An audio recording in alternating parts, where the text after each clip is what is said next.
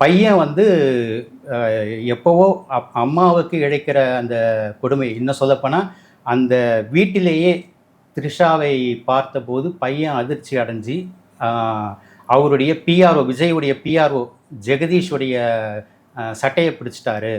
அப்போ வந்து விஜய் கோவப்பட்டு த்ரிஷாவுக்கு ஆதரவாக தன்னுடைய பெத்த பையன் சஞ்சயே வந்து கன்னத்தில் அரைஞ்சி வீட்டை விட்டு போடான்னு சொன்னார் அப்படின்னு சொல்கிறாங்க. நிச்சயமாக சஞ்சய் வந்து விஜய் கூட வீட்டில் இல்லை. அவர் முதல் முறையாக டைரக்ட் பண்ணுற படத்தை கூட அந்த பூஜைக்கு கூட விஜய் அட்டன் பண்ணலை. அந்த பூஜை சமயத்தில் விஜய் வந்து ஒரு ட்வீட் கூட போடலை, மகனை வாழ்த்தி ஒரு ட்வீட் கூட போடல. இப்போது ரீசண்டாக இந்த சங்கீதா டிவோர்ஸ் கேஸ் ஃபைல் பண்ணினது பிறகு ஜேசன் சஞ்சய் தன் அப்பாவை பின்தொடர்வதை நிறுத்திக்கிட்டார், இன்ஸ்டாகிராமில் அன்ஃபாலோ பண்ணிட்டார்.